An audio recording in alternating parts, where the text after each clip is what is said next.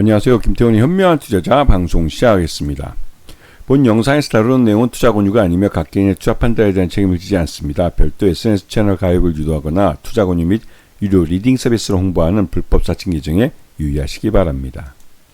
자, 오늘은 젠슨 왕 엔비디아 CEO가 요번에 유럽에 날아가서 비바테크 2025에서 또 기조연설을 했습니다. 여기서 지난 1월달 CES 2025에서 양자 컴퓨터에 대해서 이제 발언한 내용과 전혀 상반되는 내용을 내놓으면서 또 시장에서 이 양자 컴퓨터에 대해서 또 투자자들의 관심을 많이 끌어모으는데 또 성공하는 모습입니다. 근데 이 모습을 보면서 전형적으로 느끼는 것은 이 엔비디아의 젠슨 왕 CEO는 진짜 장사꾼이다라는 생각이 듭니다. 그래도 그렇게 지난번 CES 2025 때 양자 컴퓨터의 상용화에 20-30년의 시간이 필요하다라고 말하기 엊그제 같은데 반년도 지나기 전에 양자 컴퓨터 분야에서 새로운 변곡점이 생겼다라고 말을 할 정도로 양자 컴퓨터에 대해서 긍정적인 인식으로 완전히 바뀐 모습을 보여줬습니다. 근데 그도 그렇게 요번에 이제 양자 가속 하이브리드 컴퓨터를 만드는데 사용되는 CUDA-Q라는 플랫폼을 이 엔비디아가 내놨습니다. 보시게 되면 이 CUDA-Q라는 것은 이게 이제 GPU의 일종인데요. 우리가 이제 AI 가속기라는 걸 만들 때 사용되는 이 GPU보다는 오히려 양자 컴퓨터와 같이 더 빠르고 더 강력한 연산을 하는데 도움을 줄 수 있는 그런 플랫폼입니다. CUDA-Q라는 것은 양자 컴퓨터를 만드는 데 있어서 이 AI 가속기가 활용될 수 있는, 그러니까 서로 협력할 수 있는 양자 QPU라고 그러죠. 양자 컴퓨터의 이 CPU와 연동할 수 있는 그런 GPU를 내놓은 겁니다.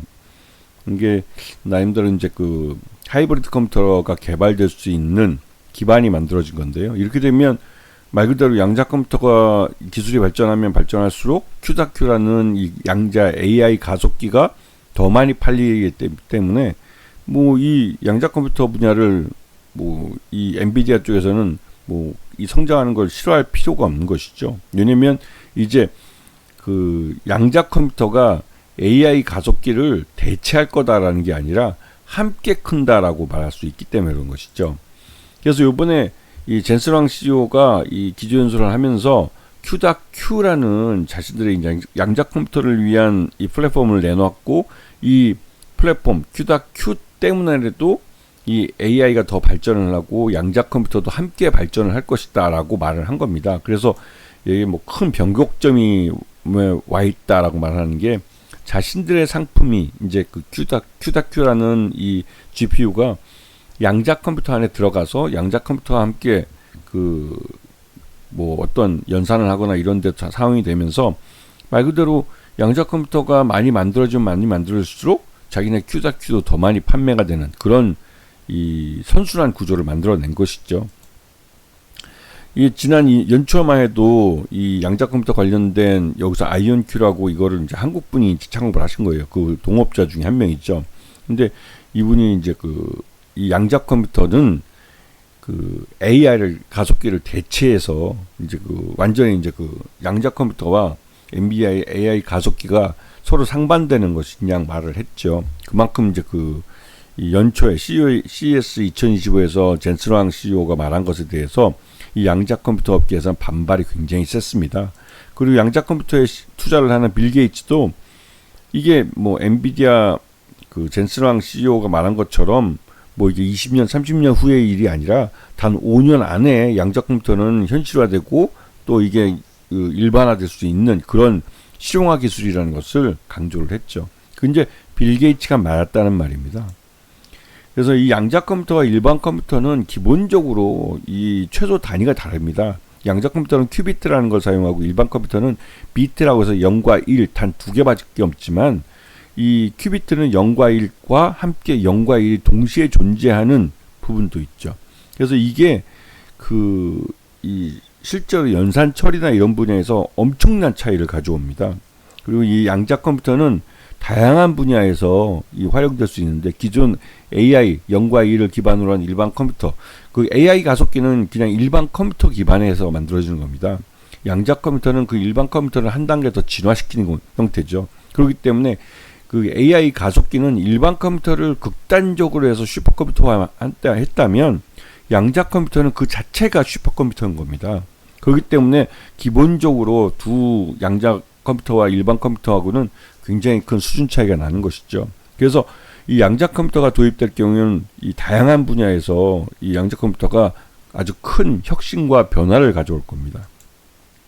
그런데 우리나라는 지난 3년 동안 그 탄핵된 윤석열 정부 기간 동안 이 국가 과제, 이 양자 컴퓨터는 이 실제로 지금 당장 돈이 안 되기 때문에 국가 과제나 이런 그 선행 개발을 해야 되는 분야가 필요한 부분입니다. 그래서 이런 쪽에 말 그대로 우리나라 천재들도 많이 가 있고 공부를 했던 분야인데, 연구비를 안 주니까 결국은 이런 인재들이 해외로 빠져나갈 수밖에 없었던 것이죠. 그래서 지난 3년 동안 이 양자 컴퓨터나 이 첨단 분야에 있던 기술자들이, 엔지니어들이나 이런 개발자들이 해외로 많이 빠져나갔습니다. 해외에서는 연구비뿐만 아니라 각종 뭐 교수나 이런 자리까지도 제한을 하면서 우리나라의 똑똑한 인재들을 많이 빼갔죠.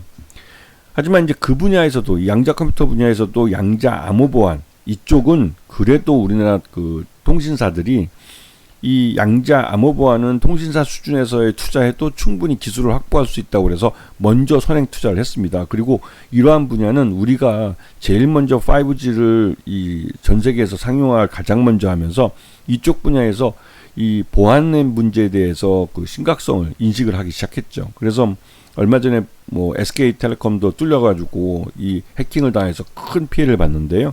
그런 것처럼 통신 서비스 업체들이 이런 양자 암호 보안에 대해서 굉장히 중요성을 먼저 인식을 하고 먼저 선행 투자를 한 겁니다.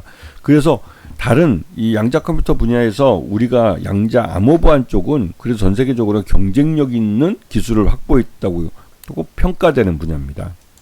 그래서 양자 암호 통신 이쪽 분야는 말 그대로 이제 그 기존 5G 통신도 그렇고 6G 통신으로 옮겨갔을 때도 이 빠른, 그러니까 이 정보를 생성해서 그 전달하는, 그리고 또 받는, 이 정보를 전달받는 양쪽 사이의 이 빠른 정보의 데이터의 그 교환 사이에 중간에 해커가 끼어들어서 해킹할 수 있는 그 분야 자체를 아예 없어버리는 거죠.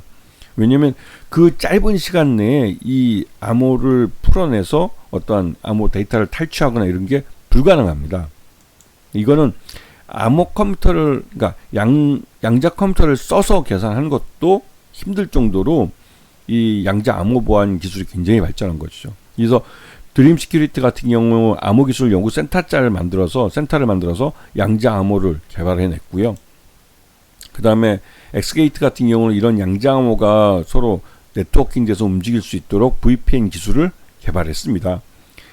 이거는 엑스게이트가 이런 실제로 양자 암호 보안 기술을 실증적으로 보여줄 수 있는 하드웨어를 개발했다는 의미가 있는 것이죠. 그리고 우리넷 같은 경우는 실질적으로 양자 통신 암호화 장치를 만들어서 이거를 이제 국정원 같은 데서 승인을 받은 겁니다. 그만큼 기술력이 뛰어나다는 것이고요. 그리고 이 ICTK 상장한 지 얼마 안 되지만 이 업체 같은 경우도 이런 양자 암호 보안 기술이 접목되어 있는 IC 칩을 만들어서, 이 팹립스 업체니까요. 이걸 만들어서 이제 이 칩 자체 하나를 판매하는 거죠. 그럼 그 칩을 달게 되면 그 컴퓨터가 됐든 뭐가 됐든 이게 이제 그런 이런 그 양자 암호 보안 기술을 그 기기에 포팅할 수가 있게 되는 겁니다. 그래서 양자 컴퓨팅 관련주들은 뭐 다양하게 많습니다. 이 부분들이 특히나 우리나라에서는 양자 암호 보안 쪽 기술을 갖고 있는 기업들이 성장을 하고 있고, 실제로 이 배경에 있는 통신사들이 여기에 투자를 하고 있기 때문에 가능한 것이고요. 그래서 우리나라는 미국과 좀 다르게, 미국은 하드웨어 중심의 양자 컴퓨터 쪽이 발전하고 있다면 우리는 그 양자 컴퓨터를 갖고 그 컴퓨터들 사이에 통신을 할 때 보안 쪽을 강화하는 양자 암호 보안이 굉장히 더 기술이 발전하고 있다는 부분을 인식을 하셔야 됩니다. 아시겠죠? 자, 오늘 방송 여기서 마치겠습니다. 감사합니다.